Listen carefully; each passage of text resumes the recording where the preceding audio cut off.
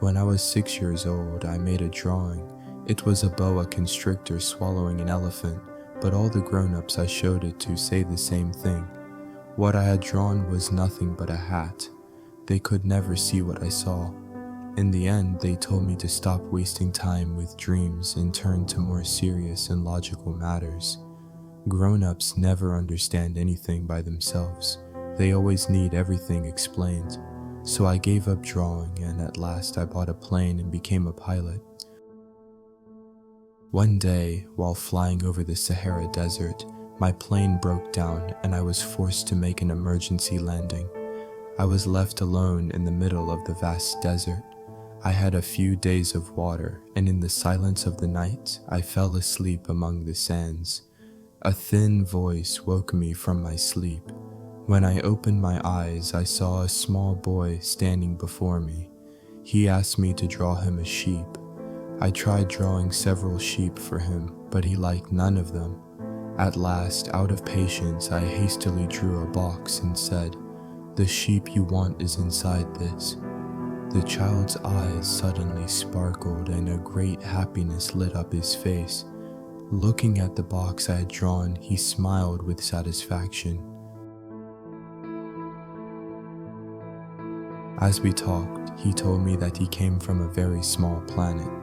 It was so tiny that he could watch the sunset as many times as he wished, simply by moving his chair a few steps. On that planet, there was a flower, beautiful, delicate, but constantly demanding, full of whims. He told me that caring for it sometimes tired him out, and sometimes he did not know what to do. He had decided that in order to understand his flower better and to love it more, he needed to see other places. So he left his little planet behind and set off for other worlds. That morning, before he appeared before me in the desert, he had reached the last stop of a long journey. As he told me this, his eyes drifted into the distance and he smiled faintly. Then, in silence, he began to tell me about the people he had met on other planets.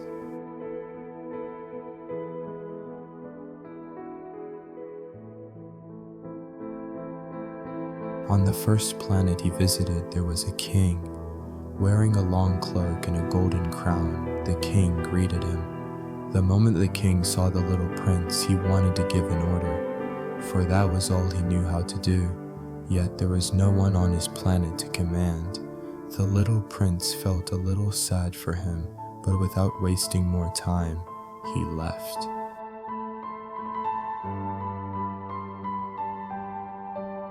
On the second planet, he met a very vain man. When the man saw the little prince, he immediately asked him to applaud, for he always wanted praise. The little prince asked why he so desperately wanted admiration, but he received no real answer. He left that planet as well.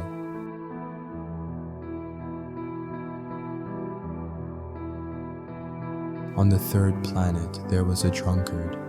The man drank because he felt ashamed of drinking and drank again to forget his shame. The little prince was astonished by this vicious circle. That someone should seek the very thing that caused his suffering in order to escape it seemed strange to him. Later, he met a serious businessman. The man was always counting and claimed that all the stars in the sky belonged to him. The little prince asked what good it was to own them. He wanted to understand why merely counting and possessing could make a person happy. But the man only gave him a strange look and went back to his work. The little prince left him too.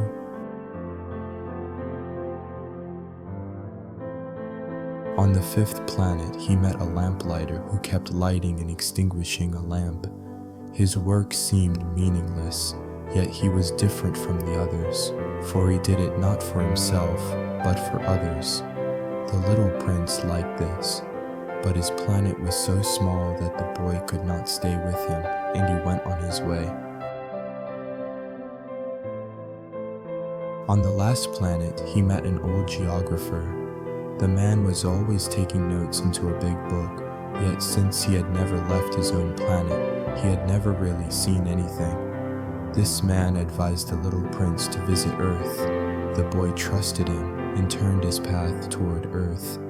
Gliding among the stars, he thought of the flower he had left behind and continued his journey toward the blue and green colors of our world.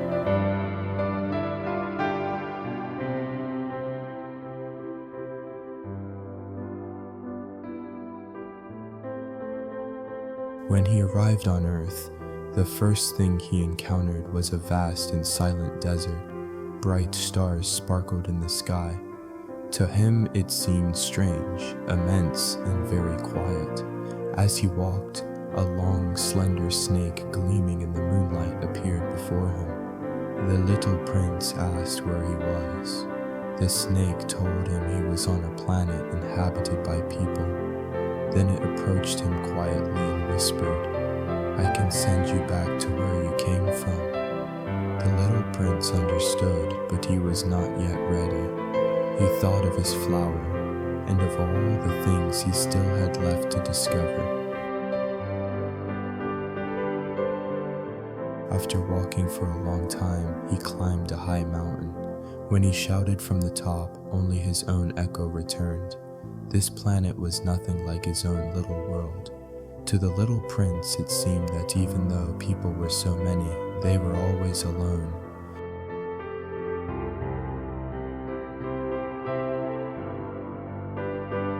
At last, he came upon a garden full of flowers.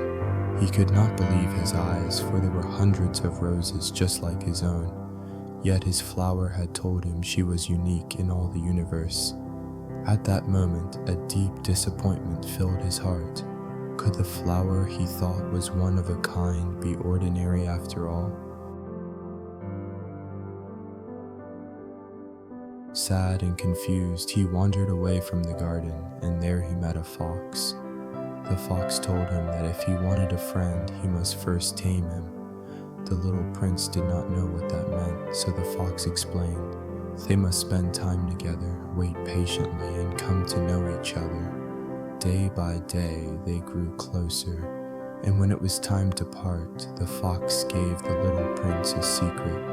One sees clearly only with the heart. What is essential is invisible to the eye. The little prince thought long and hard about these words. The hundreds of roses in the garden resembled his flower, yet none of them were the same. His flower was unique because he had watered her, sheltered her under a glass dome, protected her from the wind, and endured her whims. That flower was his, and that is what made her special.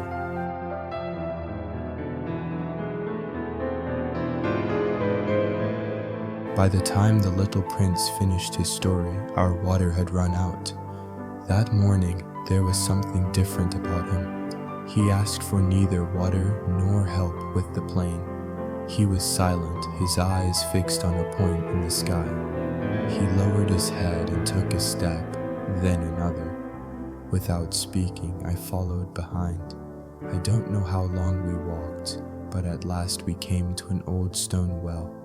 I drew water from it. It was cold and carried a taste from deep within the earth. The little prince found it delicious.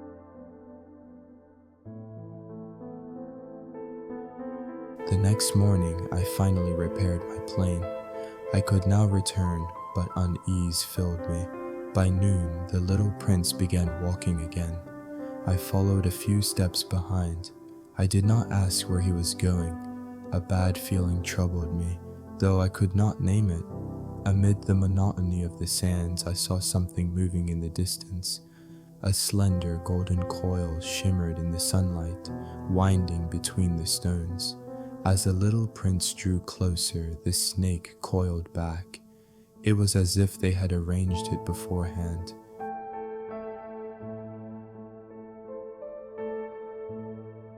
No words passed between them, and no hesitation. The snake coiled at the boy's feet. The desert was silent, even the wind had stopped. I stood a few steps away. I wanted to cry out, but no sound came. I wanted to run, but my legs would not move. I understood then that the moment could not be changed. The little prince paused, lowered his head slightly, and gently fell to the ground. He looked as if he had only fallen asleep. When I ran to him, it was already too late. His body was there, but his eyes seemed far away, perhaps gazing at the sky, perhaps at his own star. Perhaps he was seeing his flower again, perhaps lifting her glass dome, adjusting her fragile petals.